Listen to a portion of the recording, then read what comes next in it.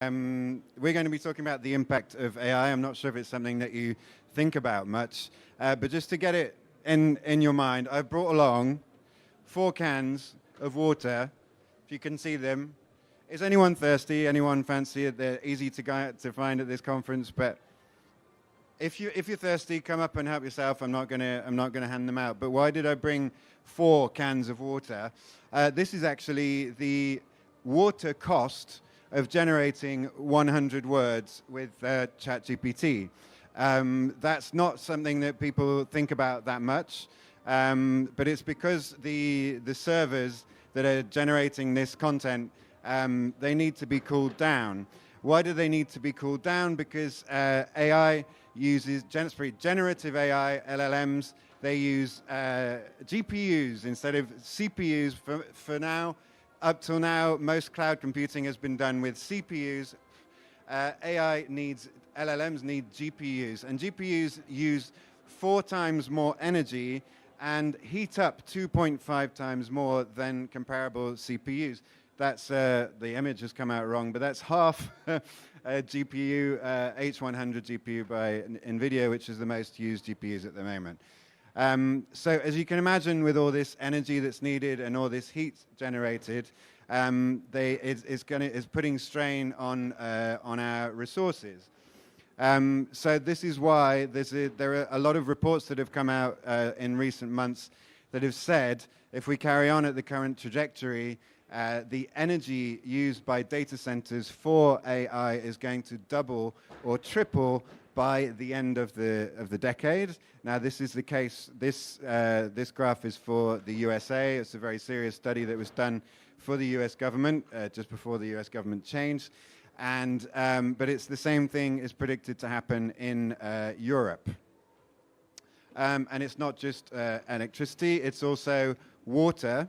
Water consumption by data centers in the US is going to double or even quadruple by the end of the decade, and that's because of AI. To give some perspective on the sort of quantity we're talking about, it's a lot more than 4 cans of water. It's 50,000 Olympic swimming pools, just so that we can all cheat on our homework and generate pictures of cats. I'm simplifying, of course. AI is for a lot more than that, but I think you can see where this is all heading. There was an image there which is not showing up, but this is on the left. I wanted to show you guys a report by Reuters, which said that there are a lot of people who are worried at the moment that we need to build, to meet all that energy demand, we need to build nuclear power stations for that power to be renewable or to be emissions free. The thing is, nuclear power stations take 8 to 10 years to build.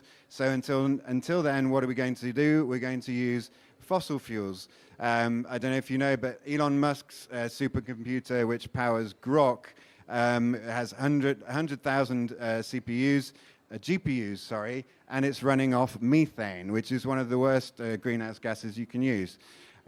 Therefore, the concern is that AI, as it's developing at the moment, could slow down the energy transition. That's the bad news. The good news is you can do something about it. It's not all, this presentation isn't all doom and gloom, don't worry. The first thing you can do is ask whether you really need to use generative AI. You don't always. There's a lot of people saying, we must do it, we must use that why now, but think why first. There's a company that I like a lot called Golem.ai, and they use symbolic or good old-fashioned AI to filter. They can filter like millions of emails per day for companies. This email needs to go to sales, this email needs to go to marketing. Don't need GenAI to do that, and it generates 1,000 times less emissions than GPT-3, which is now quite an old version. I just noticed I had a screen down here that's quite handy. Next thing you need to look at is, do I have the right cloud provider? And this is really important because you need to know where the data centers are that are doing all this work. If your cloud provider is in France or in Sweden, the chances are they're using low carbon energy, which means you're generating less emissions when you're running those workloads. Second thing that your cloud provider needs to do is report all of their impacts, Scope 1, Scope 2, and Scope 3 emissions, but also water impacts and hardware impacts. Hardware is the biggest impact of all of the impacts of technology. It's also good if your cloud provider is helping you to use open source AI, because open source AI is often less energy consuming, and it's also transparent. I'll come back to that. So yeah, the most important thing is that they're running all those workloads in the EU, not only for carbon reasons, but also because that way you keep control of your data thanks to GDPR. It's not all going off to the US. You don't know what's happening to it. So the data center, where the data centers are, it's the most important thing. You probably heard about this coming out of the AI Action Summit this week.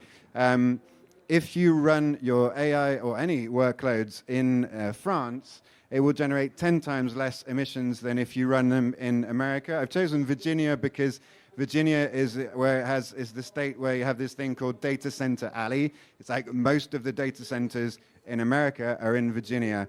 How did I get this figure? It's from this excellent resource called Electricity Maps.